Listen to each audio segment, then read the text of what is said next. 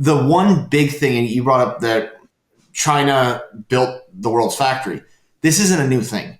The best way to become a world power is to be the number one manufacturing country in the world. And if you look through history, as that's happened, world powers are created on the back of making products.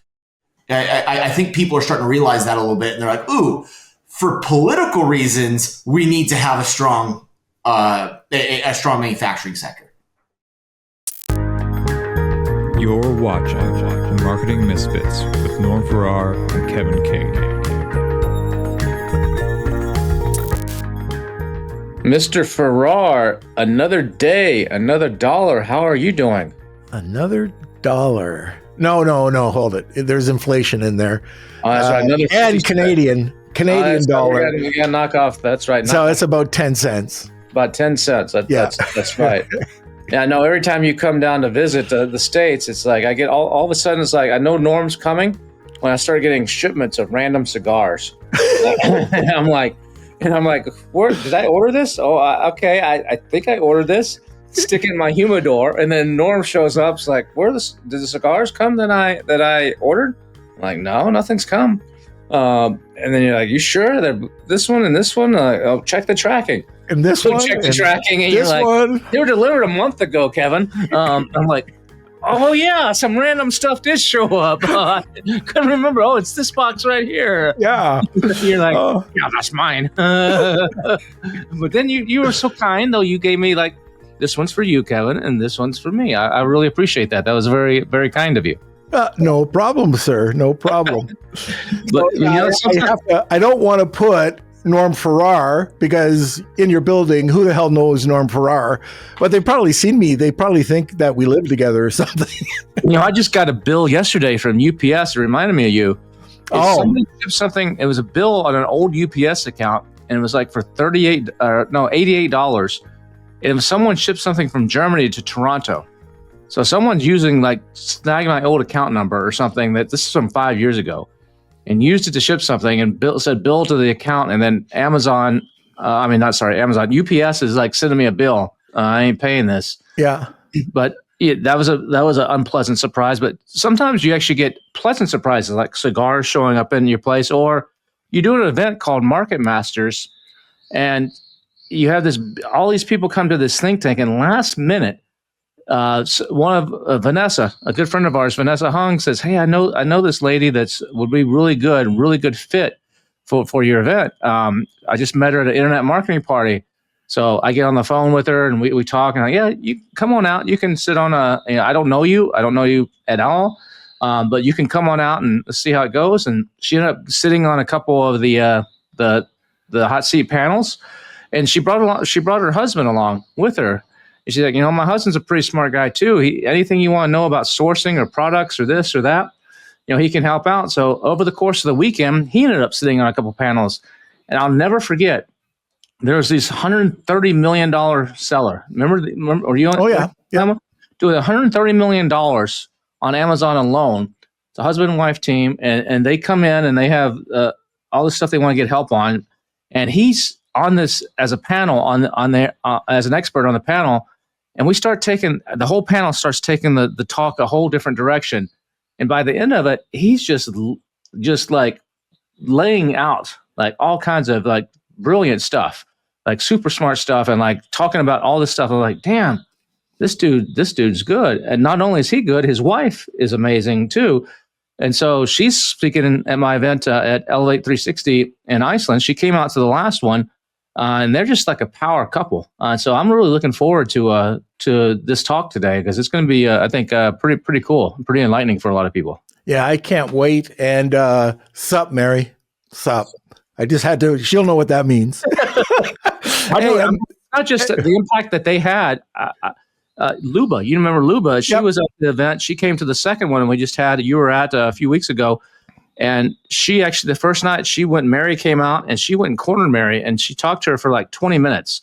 And afterwards, Luba came up and said to me, she said, you know what? They changed my life. Her and her husband, the last time when I was here, I met them. Some of the stuff they said to me completely changed my life, and I owe a lot to them. So, I mean, that's the power of surrounding yourself with really smart people And, you just never know when someone shows up. We had this happen. We talked about another podcast. Someone showed up at a dinner. Yep. That ended up, we're like, who the heck is this guy? Why is he here? And it turned out that he's a powerful player. And the same thing with our guest today. So this is cool. Yeah. But before we get to it, I don't know what's happening, but it sounds like either your ass is whistling or there's a wind or something that's happening. I got bad gas. Sorry. That's what I thought. So anytime you're listening now, from now on, I put a cushion on the chair to try to muffle the sound, but it's just not working because when you have a fat ass, things. So whenever you're listening, any listeners, just think of Kevin. Anytime you hear that whistle. It's actually my balcony. You've been to my place, and I'm right next to another high rise. I'm in a high rise, and right next to me, it's a little alleyway, basically, of 20 feet between them. And the wind is just howling through there, and it's blowing things like chairs around on my balcony. I literally upside. I could look out the window over here. They're upside down. Excuses. All right, let's bring on Jason. There it is. That's better. Hey guys. Hey, how's it going, Jason? Doing great. How about you guys? Oh, I'm crying good. A little. So Jason's on the podcast today. Jason Azevedo. Just in case you want to use the Googles to see who this guy is. Are you on the Googles? I'm Dungeons and Dragons master with the same name that he takes over the bulk of the listings.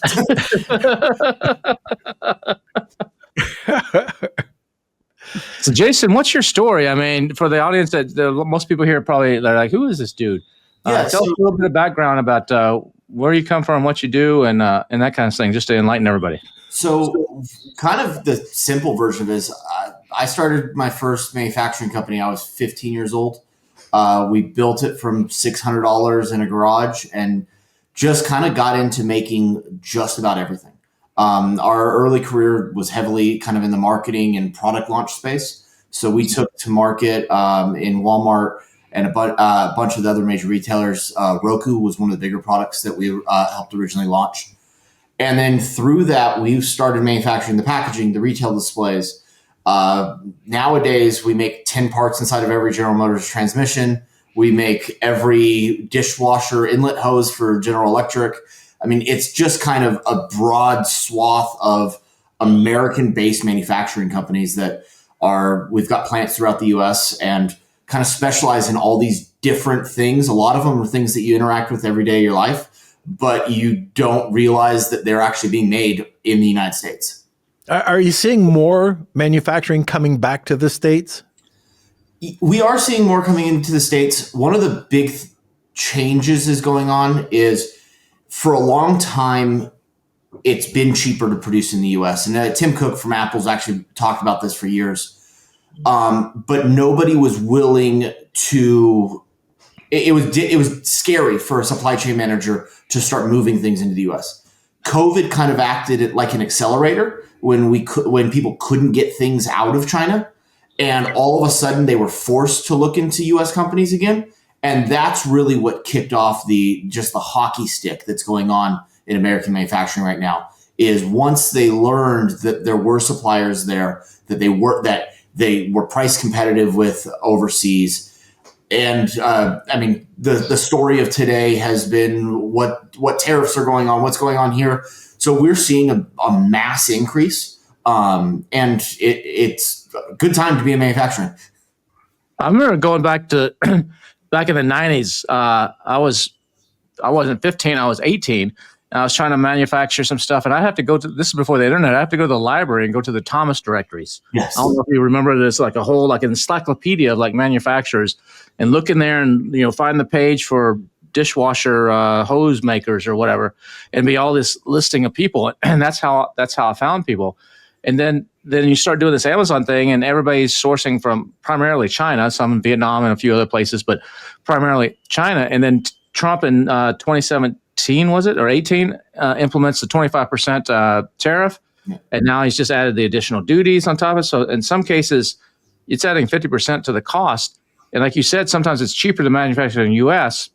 or even in cases in the past where it was more expensive to manufacture in the US, by the time you added in the cost of money for waiting for it on a boat and the cost of duties and stuff, you're better off to pay the more expensive price in the US than you were to bring it in.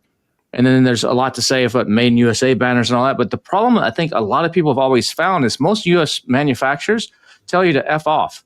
Yes. Unless you're going to, I mean, you go to China and you're like, I need to do 500 of this or 1,000 of this or 2,500 of that, bend over backwards and take care of you. You do that in the US, they completely ignore you. Don't return your calls, don't answer anything. They're like, no, I'm not going to play with you. That sounds like my girlfriend's back in high school. That's true. But so has that changed? I mean, are they now more receptive to small orders? Or are they just not set up for that? They really need the big production runs to make this efficient. So one of the big problems in manufacturing, and the short answer is no, it hasn't changed for most firms. We take in a lot of smaller clients. We've got our mass blue chip clients, but because we started so small and we truly do believe of like getting with a brand when they're just kicking off, we do take them in, but there's a couple holes in that. American manufacturing had to get super, super lean for a while there because they just weren't competitive. So one of the ways they leaned out was they got rid of all their customer service. So the person taking your phone call is more than likely an engineer that really doesn't want to deal with it. And they just don't have that, hey, let's actually work through getting this into production. And the other part of it is a lot of American manufacturing right now is being ran by people that are right about to retire or post-retirement. So new, scary take-on projects that you're going to grow a client over the next 6 years, they're just not interested in it. And there's really not a youth coming into the industry. I mean, every event I go to, I am the youngest person in the building by 20 years. It's that you're kind of, there's still a lot of grit there. And amazingly enough, the Thomas guides, it hasn't gotten easier to find manufacturers. None of them have gotten better, or not none of them, but the greater majority haven't gotten better at marketing. I acquire most of my companies nowadays, and you'll get a website that was put together in 1999, and they haven't touched it since. It was a glamour purchase. They put it up. It at least shows the phone number to call, but it is still an industry that in the U.S. that it is harder to find the right manufacturer. What's up, everybody? Your good old buddies Norm and Kevin here, and I've got an Amazon creative team that I want to introduce you to. That's right, Kevin. It's called the House of AMZ, and it's the leading provider in combining marketing and branding with laser focus on Amazon. Hey, Norm, they do a lot of really cool stuff if you haven't seen what they do, like full listing graphics, premium A+ content, storefront design, branding, photography, renderings, packaging design, and a whole lot of other stuff that Amazon sellers need. Yeah, and guess what? They have 9 years active in this space. So you can skip the guesswork, trust the experts. There's no fees. There's no retainers. You pay per project. So if you want to take your product to the next level, check out House of AMZ. That's houseofamz.com. House of AMZ. I wonder why somebody hasn't just taken it under their wing and developed a really good directory. And you're right. It's really tough to find a great manufacturer here because you can't find them. Trade shows are probably going to trade shows or something is like the only real way, or Google who makes this in the USA and hope and pray that 1999 site shows up and they're still in business. Yeah. Well, and trade shows are great for it. I mean, there's $1 billion idea in somebody creating Alibaba of the US. Because that's how so many people are finding their manufacturers for China, but it just doesn't exist in the US. It's hard. It's an antiquated industry on its marketing side. Yeah, you ask most people about manufacturing in the US, they say it's dead or it just smells funny. but it's still there. You just have to look in certain categories. Some it's just non-existent. Yeah. So the U.S. can beat pretty much any country nowadays unless the product has a couple issues. Extraordinarily high labor that cannot be done by a machine, which machines are getting better and better by the day. I mean, we're implementing vision systems that are accurate to 0.003 of a millimeter, but takes like painting little metal soldiers. You can't do that in the U.S. yet. It's too labor intensive. Things that have massive environmental impacts. The U.S. actually protects its land. A lot of the countries that we're competing with, they will throw acid in the ground, and there's really no place for a lot of those highly contaminating businesses in the U.S. yet. And then the last one is things that just don't have the infrastructure in place. One of the U.S. is extraordinarily large, and our manufacturers are everywhere. So to get a highly complex item, you've got to go to 5 or 6 different manufacturing companies, get somebody to do the final assembly, all of that. We kind of counteracted that, and because we own all the factors of production, we'll put a client through one company, but they're actually touching all of our plants. So that when products left the U.S., they were entirely made of sheet metal or entirely made of plastic. If you go to a store nowadays and try to find a product that is made out of one process, it's almost zero. So that's a redevelopment that's going on right now, is being able to get American manufacturing to match where products have moved in the last 20 years. Because like in China, you have these hubs of like, if you're making a certain type of thing, there's a city that specializes in that type of thing. And so all this stuff, like you just said, 5 or 6 different things, they're all kind of geographically close to each other. But here, it's all spread out all over the place. You might have a guy in North Carolina, and you need the guy in California. You need the other thing from Michigan or something. Yeah. And yeah. So this is an example that happened where you just have to think a little bit differently. It's just materials. So we had a project that we were working on where they were bringing in some wood products with sort of a rough sandpaper adhesive on the top of it, but they were all doing it by hand. And we brought it back to the States, and we did complete automation. So it was able to be built automatically and much more precise. And we saved 30%. Then my partner, he took it and he had it done with resin. And it did I think it was another 30% on top of that. But just by being innovative, there are ways that you can work with U.S. manufacturers that can outcompete any China product. Yeah, and with like us, because we have that breadth of manufacturing, one of the issues, if you go to somebody who's got a hammer, everything has to be a nail. And being able to innovate on, hey, just tell me what the goal of this product is to pull off. Can we swap resins? Can we do this? Can we do that? How can we redevelop? And in the last 10, 15 years, just like everything else in the world, computers and automation and AI and all of that has come such a long way that you can really get a lot more done in kind of those focused redevelopments of products to get them to work the best in the U.S. What about resources? I mean, China has almost all the natural resources that you need in manufacturing. We have quite a bit too, but still there's a lot of stuff that has to come from other places. Is that the case? Or are we strong on like certain areas like steel and weak in other areas like, I don't know, some sort of ingredient for something? So the U.S. is the number one petroleum country in the world. So plastics we can win on. Steel, we have ridiculously strong infrastructure, and because most steel is steel, aluminum, all of that, the bulk of what's being consumed nowadays is actually recycled.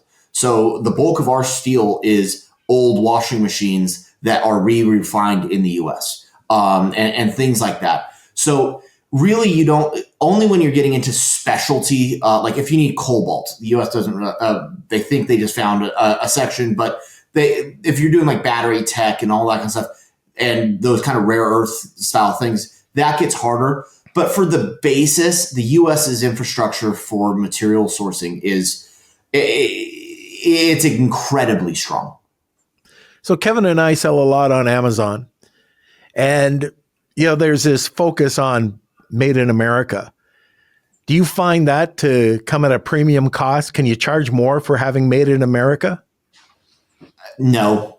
I mean, there is a subset of consumers that they will pay a premium for it.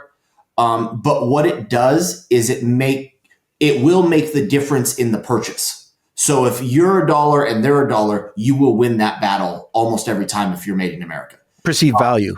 Yeah. And patriotism. And patriotism. And there is a huge feeling that goes along with it. But the reality is you're not going to be able to get 30% more with the average consumer because times are tight for consumers. So they are going to be looking for the best perceived deal. I just know, Norm, if it says made in Canada, I want a 30% discount. Don't get me started. What about nearshoring? I mean, you have all these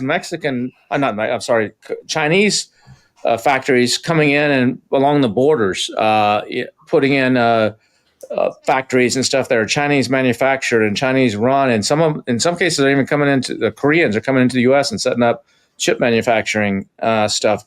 What are your thoughts on what's going on in regards to that, and how does that affect things? So, I mean, that's been going on for a long time. It does affect things. The reality is those facilities are usually incredibly inefficient. We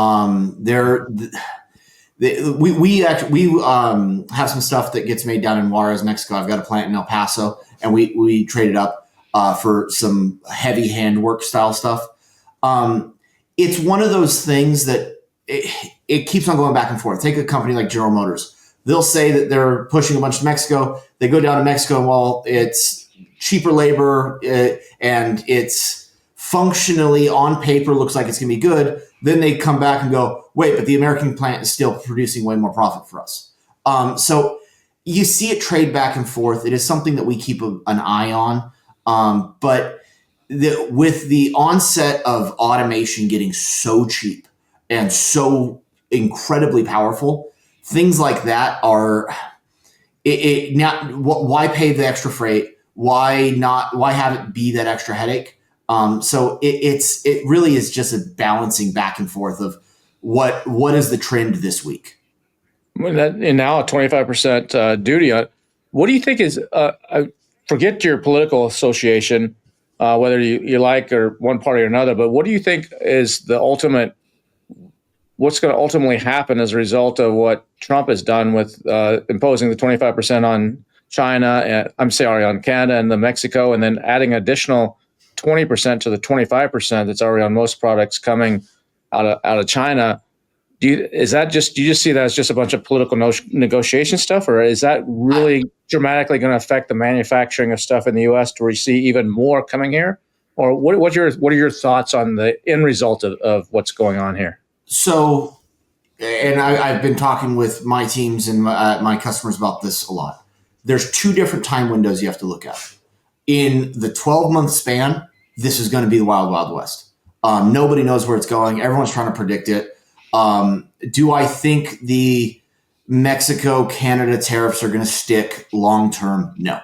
The Chinese tariff, because of geopolitical issues and frankly wanting to get money not going to that country, I think they are going to hold those, and I don't think they're going to pull back. And frankly, China's starting to consume enough products internally that I think the Chinese don't have to fight it as hard as they would have, say, 10 years ago.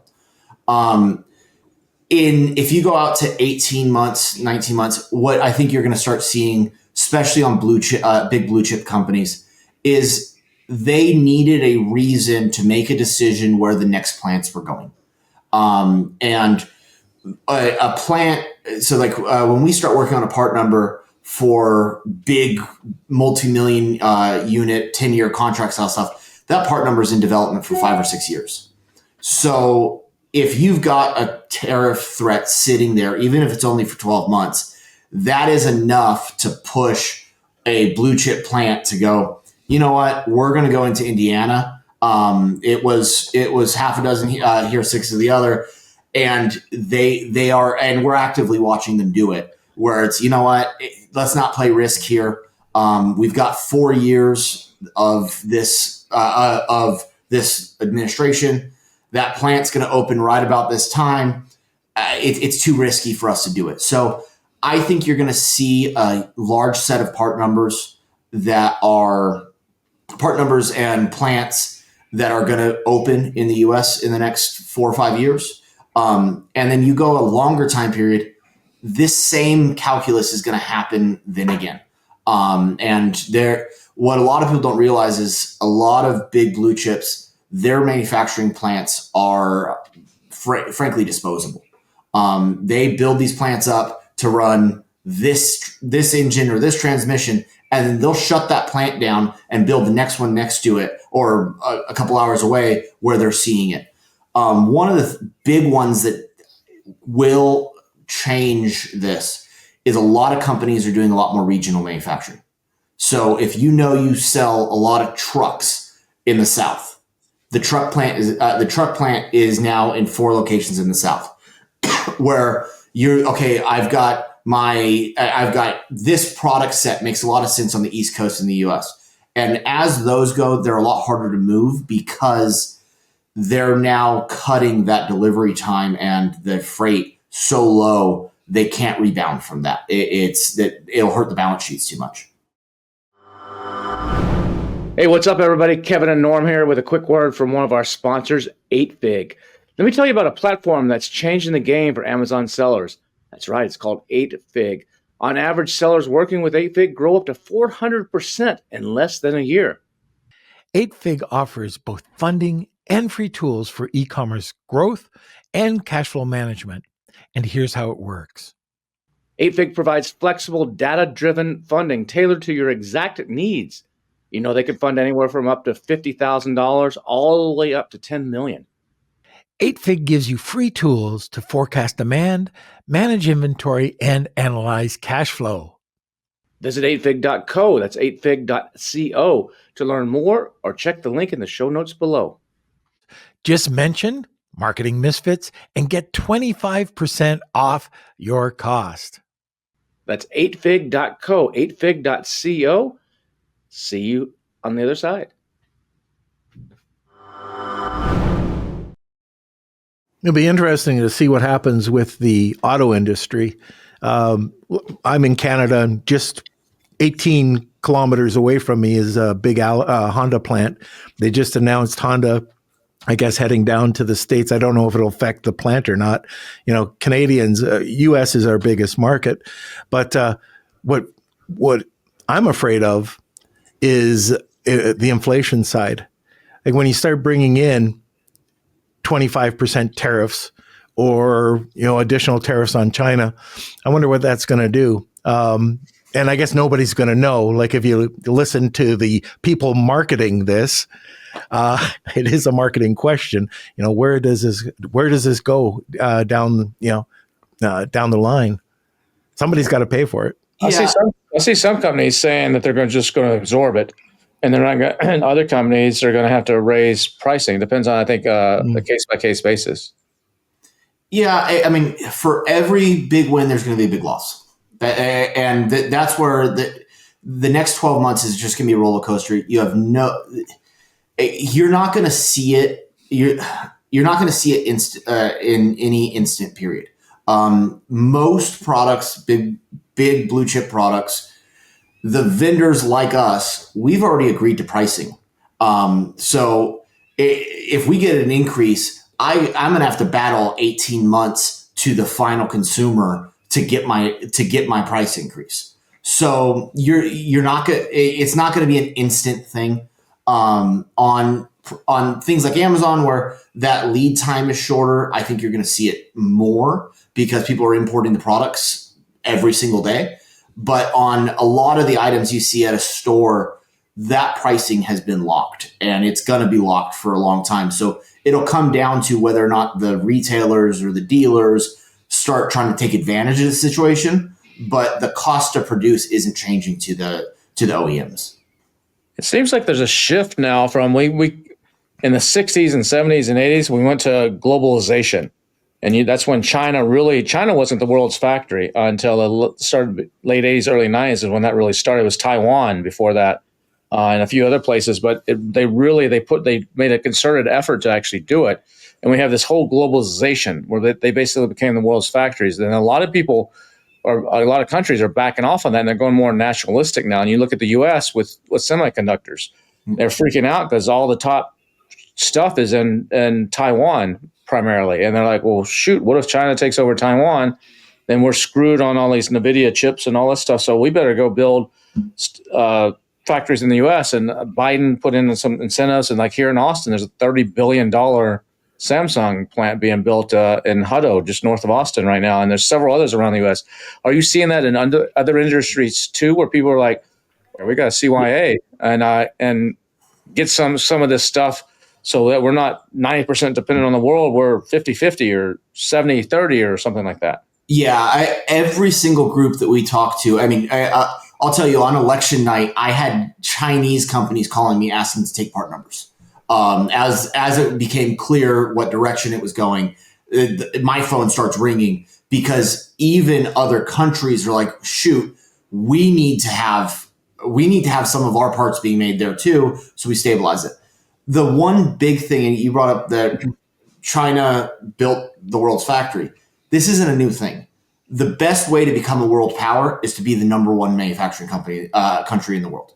If you look what we really did to Britain and Europe as the U.S., when we launched our industrial revolution and we started making everything they were buying, all of a sudden we were in charge.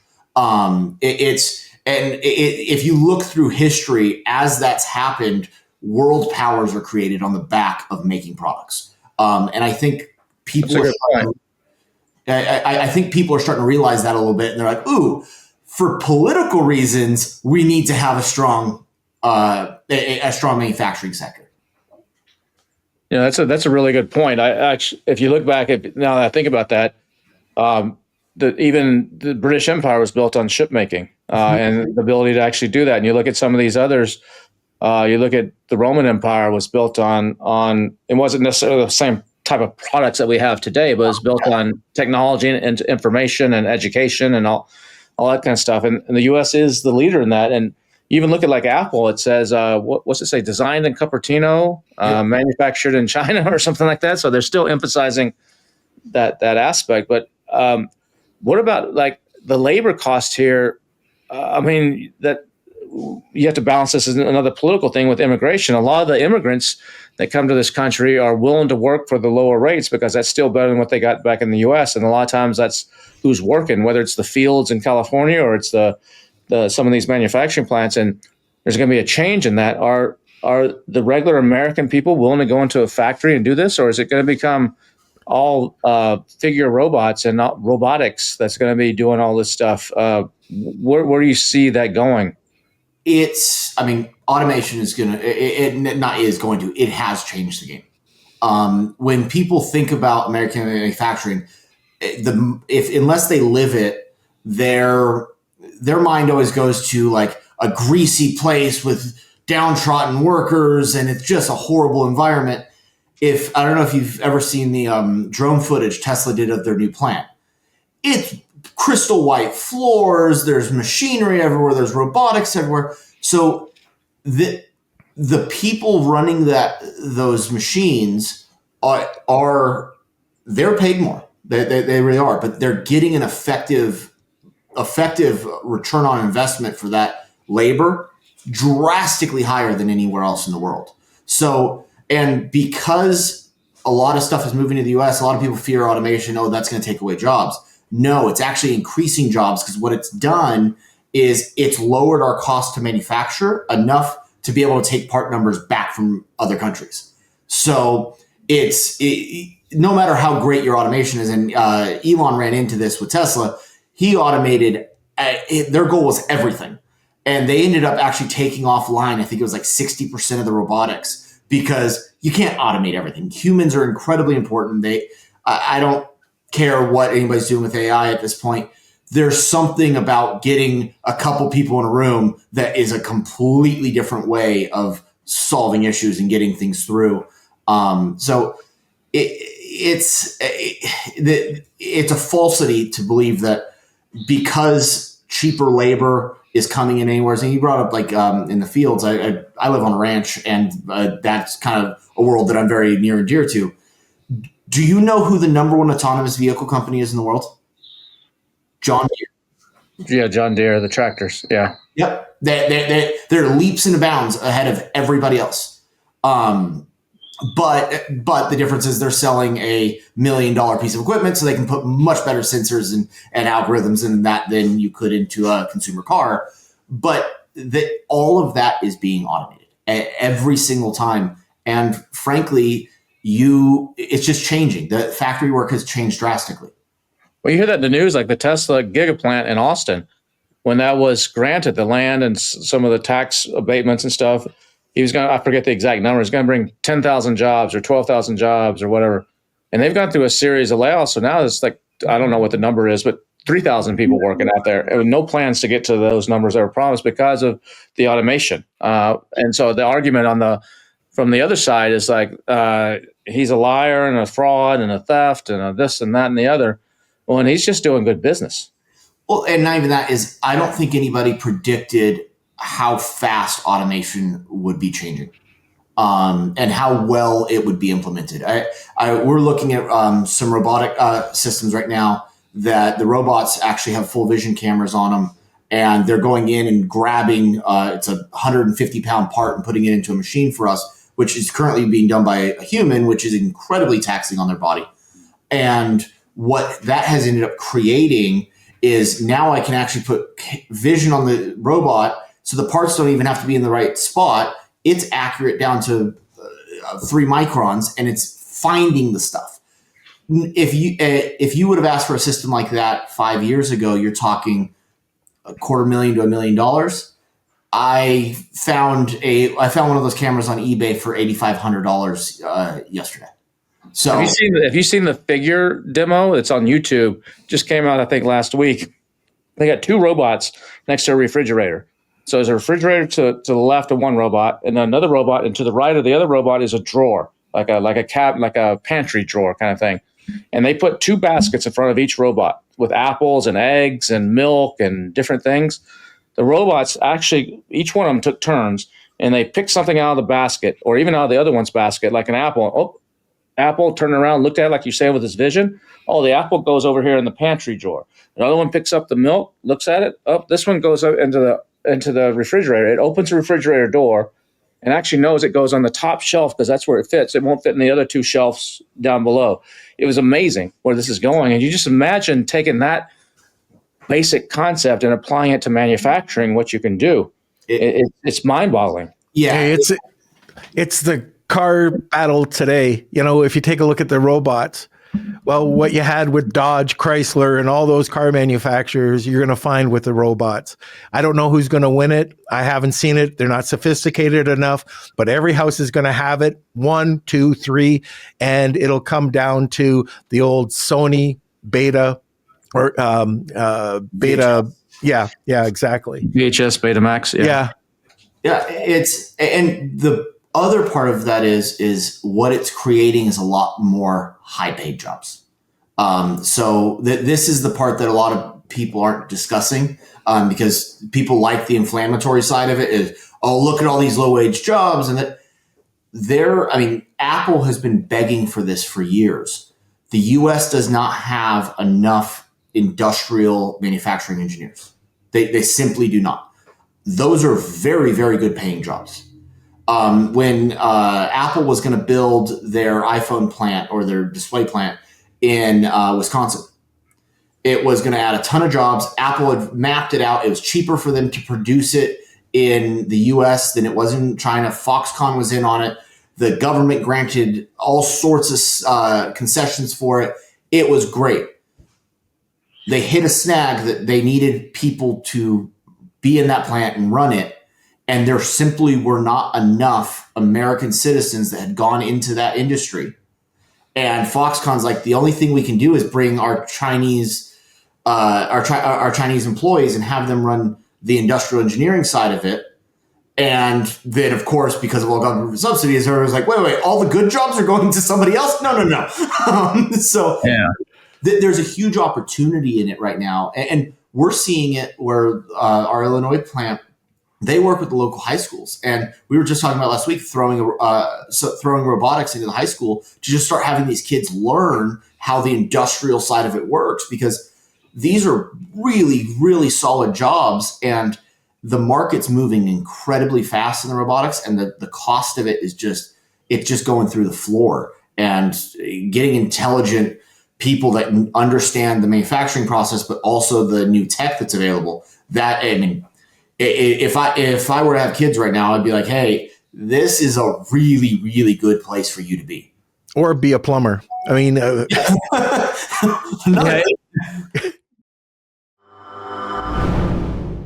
Now, a quick word from our sponsor, Levanta. Hey, Kevin, tell us a little bit about it. That's right, Amazon sellers. Do you want to skyrocket your sales and boost your organic rankings? Meet Levanta, Norm and I's secret weapon for driving high-quality external traffic straight to our Amazon storefronts using affiliate marketing.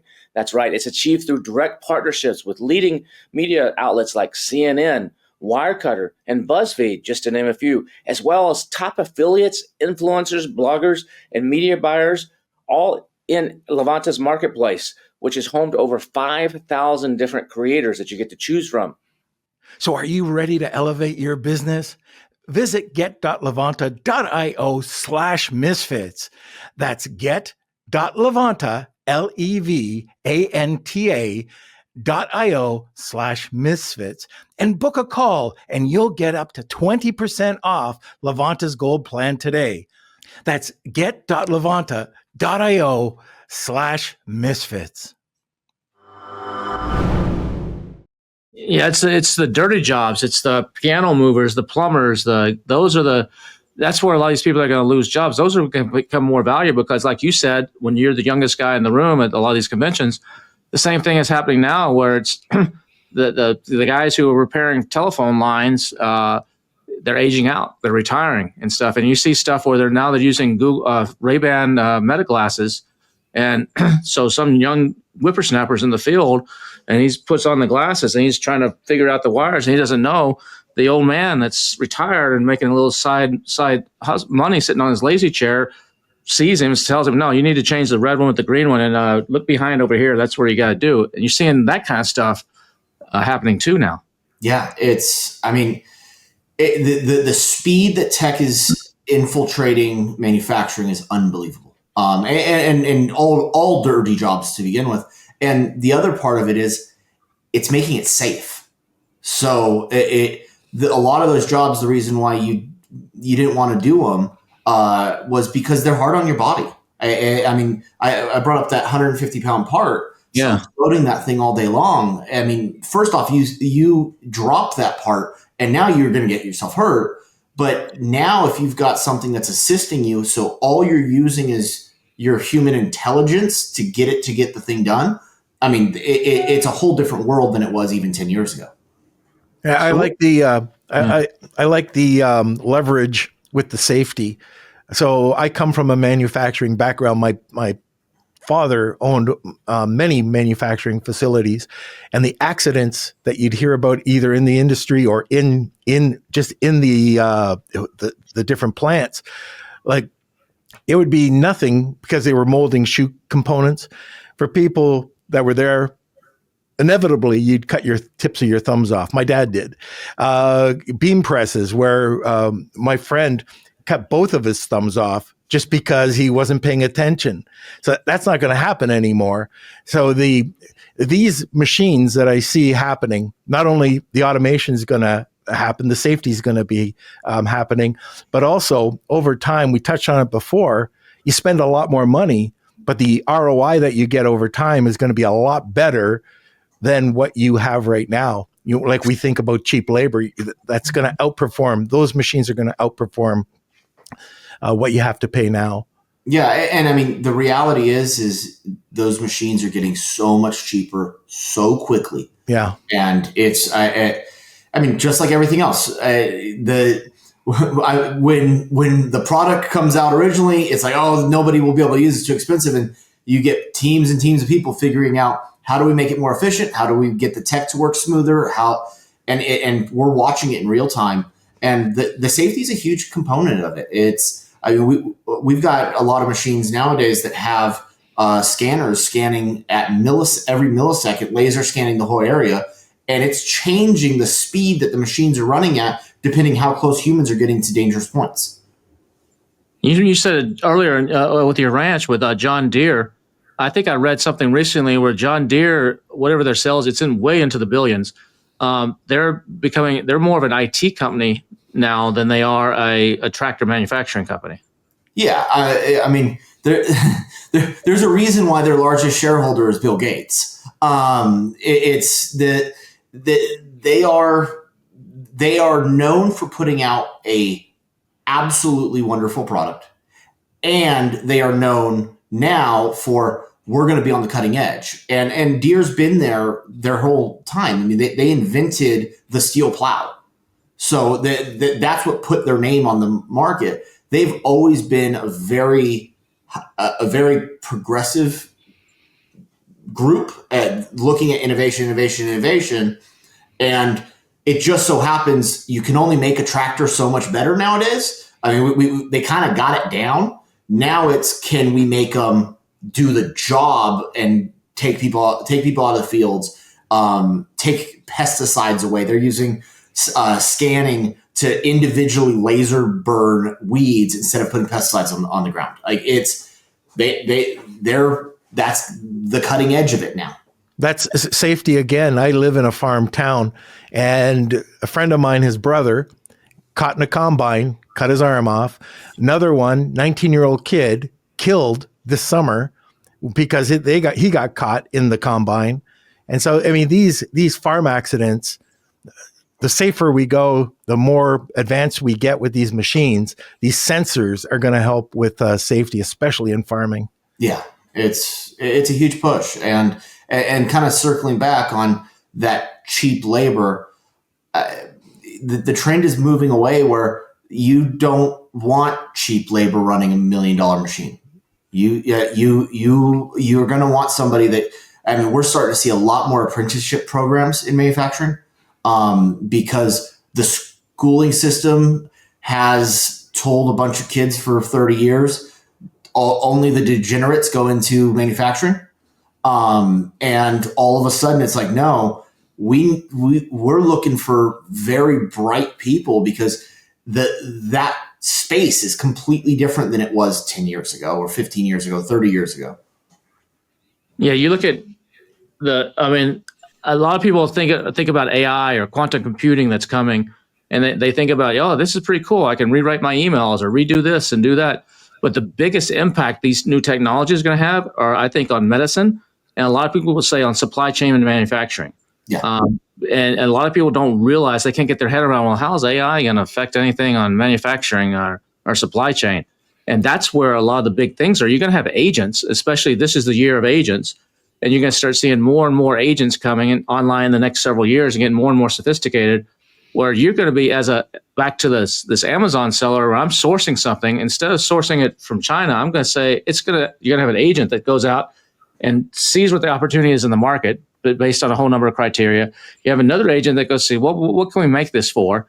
And it's going to go talk to, the Thomas directory of AI or whatever, and say, oh, this factory in Dallas, Texas can make it, or this one in China can make it. If we put this twist on it, here's how we do it. Here's the 3D renderings. There's everything already done. You don't have to have a person involved. Just have someone sign off for it, and then go see what the cost of manufacture is. Come back and a human at the top approves it, and you're going to have this whole system where you're going to be able to go to market on products way faster than you did. And print on demand has been around for a long time, and it's still Yeah, a lot of people just think of it as a print-on-demand little printer in your house making your iPhone case. But there's people here in Austin, there's companies making entire houses print-on-demand. And there's big machinery that a lot of people don't realize exist. And you're going to be able to go to market faster and more efficiently and optimize supply chain dramatically because the AI can analyze all the stuff. What are you seeing on, what do you think is coming on that side of things? So I will wholeheartedly say I was one of those people. If you would have 6-9 months ago, I was looking at AI and I'm like, yeah, I don't know where we could ever use this in our plants. It doesn't make any sense in manufacturing yet. It's not there yet. I had one of my executives call me the other day. He goes, "You need to see something I just saw." And I'm like, okay. So I take the call and he gets on and we're meeting with this team. They're AI specialists and we use ERP and manufacturing systems. But the problem is a lot of what we do is very, very strict, especially in the automotive space. And as we're sitting there, we're like, hey, we need an ERP that is designed to fit this exact process that we do. And, we're just going to have to be coded. He puts it into one of the AI processors. He codes it in 3 minutes, and we had a launched product the next day. And in that plant, we are if we increase our cycle time by half a second, we could actually start losing money on that part. So now they're having AI go through and figure out, okay, we now have the predictive analysis of when that tooling is going to go. Can we now take that tooling and stop it one cycle before, put the next one in, and it's learning all of this based on seconds. And we're fully embracing now because we didn't realize how how pervasive that was going to be and how quickly it was until somebody smarter than us was like, no, let me show you what I can do with this. And we're another one of our groups, the amount of resin used in something. We were developing out products, kitchen utensils. And we were able to tell an AI to design the kitchen utensils. And we had teams of regular 3D designers working on it. And we started screwing around. We're like, hey, design me 5 kitchenware lines, and it needs to be this much plastic or less, blah, blah. And then all of a sudden, it's spitting out design after design. And we're like, oh, this is going to be dangerous. We're like, you just did what teams were doing for months. Yeah, it's amazing where this is going. So you're a believer now. You're a convert. I am a whole believer. I was never so happy to be proven wrong.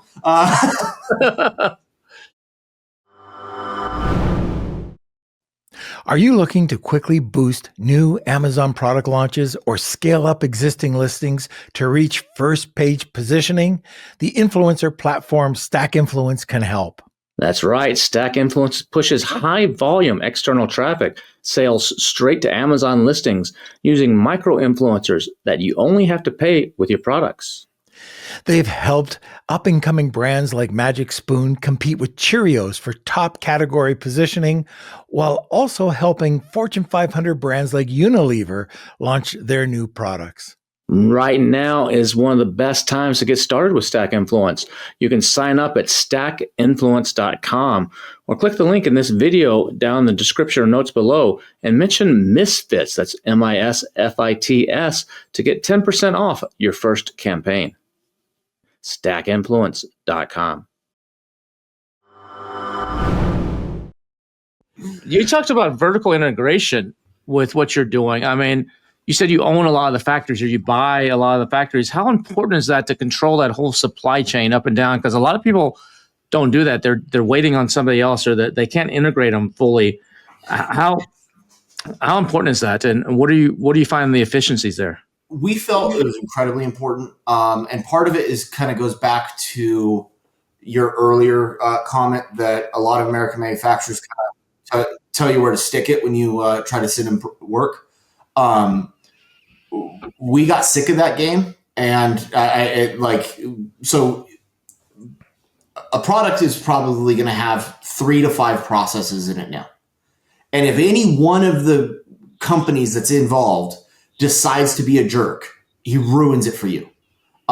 So we feel it's been incredibly important for us to really be integrated, and even with our clients be heavily integrated, because it just takes the finger pointing away. Like we play in a world of tight tolerances all the time. Well, if my part is at the upper end of the tolerance and the other person's part is at the lower end of the tolerance and the others is at the lower, all of a sudden, even though everybody made the right part, they still don't fit together correctly. And what ends up happening is everybody's finger pointing going, well, I'm right, you're wrong. Well, that doesn't do anything for the end client. The end client needs the part to work correctly. So when we're just arguing with ourselves, it gets a lot further because there's one singular vision. And we've gone even as far as we make a brand of hangers that's exploding. Really, really cool product. We teamed up with the founder of it. He was pushing into all that stuff. Well, our injection molding plant is injection molding his hanger. We're processing his Amazon shipments. We're processing all of his Walmart and Target and all their retail stuff, because I have a full retail team because we've worked with Walmart for 30 years at that plant. So we actually just came to him with you sell it, we will take care of everything else. And he called me about a month ago. He goes, that was a godsend. He goes, I'm not having to route package it. And we're like, yeah, it's just easier that way. Let us take our internal knowledge bases and just get you as close to market as possible, instead of trying to figure out 3PLs, trying to figure out this. It's just too messy. So are you only manufacturing something when someone comes to you with an idea, then you guys figure it out? Or you actually have a team on your side that's like, some of these Chinese factories where they just come up with ideas and then go try to find someone to white label or private label it? Or which way do you work on that? Both. A lot of the private label stuff, or we've got significant amount of SKUs of our private label stuff in Walmart. So we're making it. It is Walmart branded. Our team designed it. Our team pushed it forward, of course, with the end consumer giving feedback. And then we've got some stuff people just hand it to us and say, make this. And about 30% of the time, someone will just hand us a part and say, make this, and we'll turn back to them and go, I can make this, or I can make these 3 adjustments, and you'll get more of what you were trying to get out of it. And we're doing that even in the automotive space. Big blue chip automotive manufacturer comes in, goes, we designed this part. We're like, great, but we have a way to make it better for manufacturing. Will you look at our ideas? And sometimes our ideas they like, and sometimes they go, no, we designed it this way, leave it that way. So we operate on both sides of that. We've got certain companies of ours that are very, very OEM focused, where they just make what they're told. And then we've got another group that if you need more of that, hey, let's take you through all this, or we're developing white label products, that group focuses on it and then sends it out to the other plants. So I want to talk about what we discussed at Marketing Masters. That was a couple of weeks ago. And I find it amazing how you grow, how you expand your M&A. You're constantly looking and finding new companies, executing and getting it out there. You have a 3-person team, your brother, and I forget the other person. We have a 4-person team. We've got me and my brother. One of our partners is our general counsel, and another partner heads up branding and imaging stuff. Our companies are ran with those 4 people. So that's the question. So we'll have e-commerce people listening, and they're focusing on just one thing, which isn't a bad thing.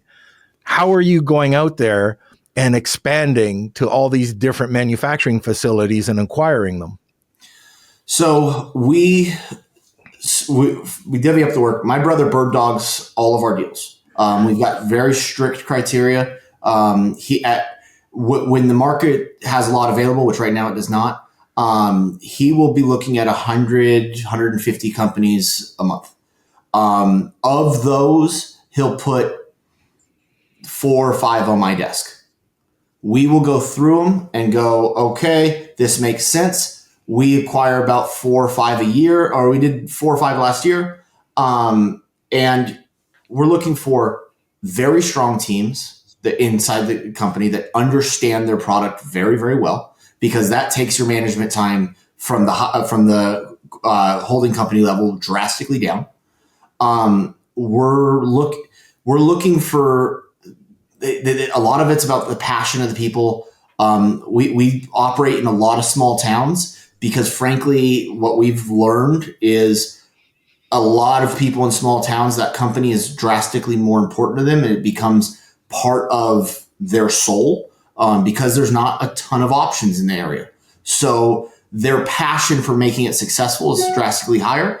And if you get passionate people that actually care about what they're doing, the organization and management of them is so much smoother than trying to jam work down people's throats. And the other key point that you told me, and I don't know if this is for everyone, most of the acquisitions, you're really not paying anything up front. Is that correct? No, yeah, we will put equity into deals sometimes, but realistically, our structure we do it as leverage buyouts. So manufacturing companies have a lot of assets, and we will go leverage those assets to purchase the company. And we do it all on short notes. Usually 3 to 5 years is our longest note, and pay off the company in 3 to 5 years, and then it's healthy. So you use their own money to finance the deal. Yes.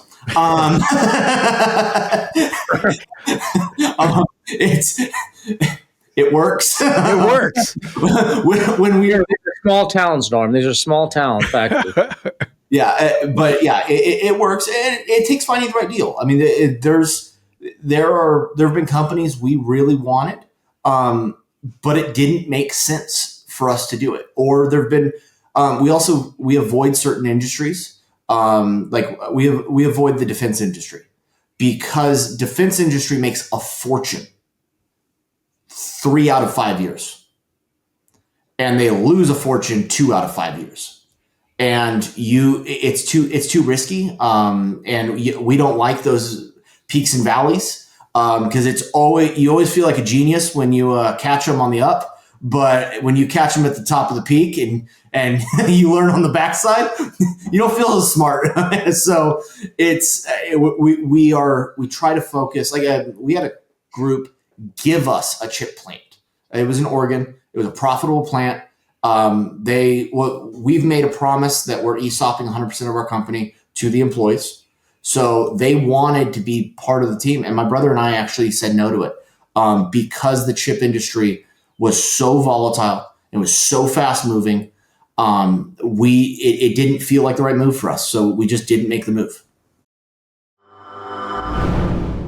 Hey, Kevin King and Norm Farrar here. If you've been enjoying this episode of Marketing Misfits, thanks for listening this far.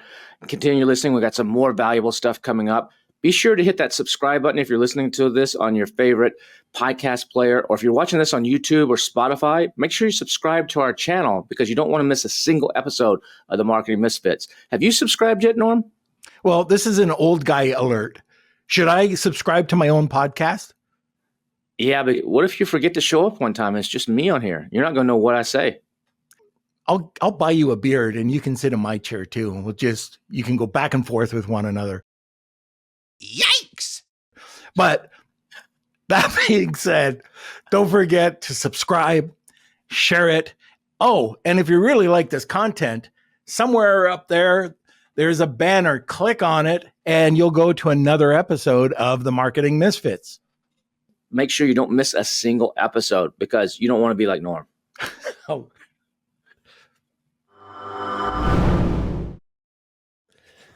You're gonna have a good time. You're coming with your wife to Iceland. Yes, you're very much looking forward to it. Yeah, she's speaking at Elevate 360, but she told me the other day y'all are coming out a couple days early. It'd be at BDSS for the last couple days of that, and I got to make sure I introduce you pattern is going to be there. The number one seller in the world on Amazon, $1 billion in sales. Very cool.